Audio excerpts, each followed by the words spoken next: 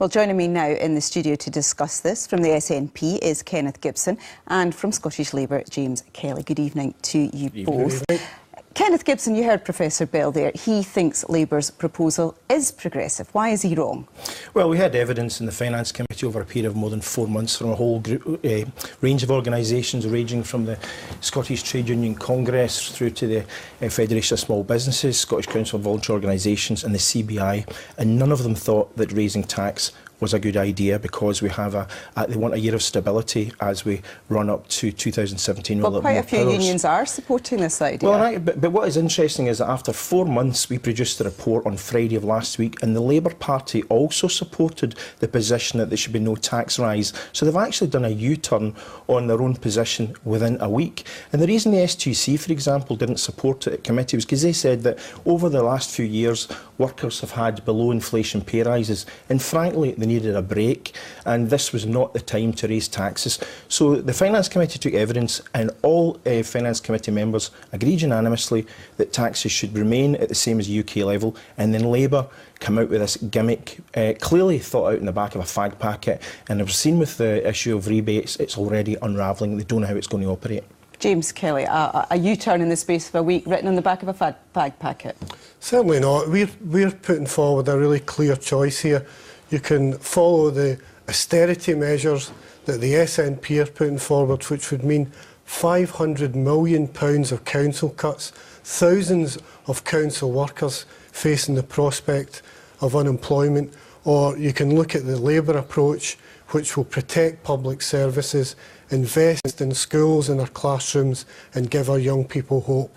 That's what we should be using the powers of this Parliament for. During the referendum campaign, Scottish Labour did argue that a vote for independence would lead to higher taxes. Barely a year's gone by, and here you are wanting to put taxes up. Do you think the voters are going to buy this? Well, it's all about what you want to use the powers of the Parliament for. I mean, Kenneth Gibson himself, in last year's Scottish Parliament budget debate, urged his own government to use the levers of the Parliament to tackle inequality.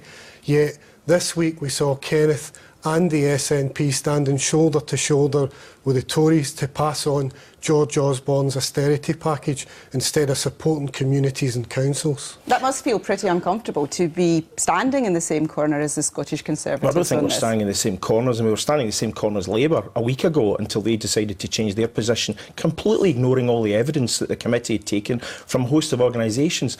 Although at least this year they've got a policy. Last year they didn't try and make any changes. In the end, though, this is a choice, isn't it? You are choosing not to raise an extra £475 million. Well, first of all, one of the things that Labour completely ignored in a 2.5-hour debate was the fact that our budget has been cut by £371 million by the UK government. The second point is that last week, again in the Finance Committee report, which anyone can download, I've got it here, paragraph 65, the Labour Party signed up to they opposed the SNP's view that we should have the index per capita deduction method in order for the block grant adjustment. What that will mean is £3,500 million, as Professor Muscatelli said on Monday, will be cut from the Scottish budget in the next 10 years. That is real austerity. Okay. Labour and the Tories voted for that in this document a week ago, and that will do far more damage to the Scottish economy even than the Tories' £371 million cut for the financial year beginning in April. Well, we're talking about the Scottish rate of income tax here. Professor Bell was pretty clear there that he thinks the £100 cashback is a bit of a non-starter. You haven't really thought that through, have you? I don't agree with that at all. It's not a non-starter if you're on the minimum wage and you would benefit from an additional £81 a year from that package. But how's it going to work? Or if you're on the living wage and it's an additional this? £51. Councils already administer council tax payments, discretionary housing payments.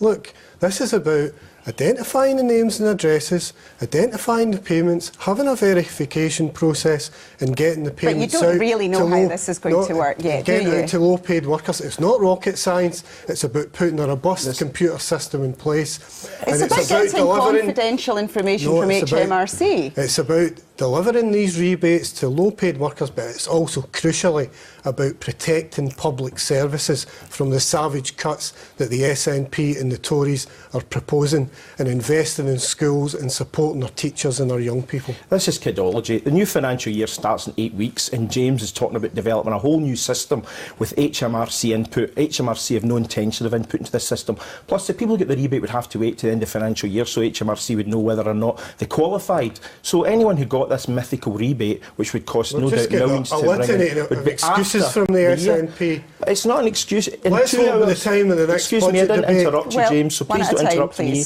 Please don't interrupt me. I didn't interrupt you. In 2 hours, over 2 hours yesterday, again tonight, you were unable to say how this system, which you only came up with on Monday because you wanted to say something different, you've no idea how it's going to work, James. That's the reality. Anyone who's looked at the delivery of these systems know they take months or years to bed in, and it's a gimmick, and frankly it's not going to work. James Kelly, Labour used exactly the same argument against the SNP's Penny for Scotland in '99. The SNP's now using against Labour. Do you think there's a danger actually with both sides here that voters are going to get a bit exasperated? The difference in 2003, at that time, the Scottish budget was, the Scottish budget was actually growing. At this point in time, the Scottish budget is contracting, and I just hope that by the time we get to stage 3 of the budget, that Kenny Gibson and his colleagues discover a backbone, because that's what's needed to protect the jobs of council workers and also to protect public services. I'm afraid we're out of time. We'll have to leave it there, gentlemen. Thanks very much for coming in. Thank you.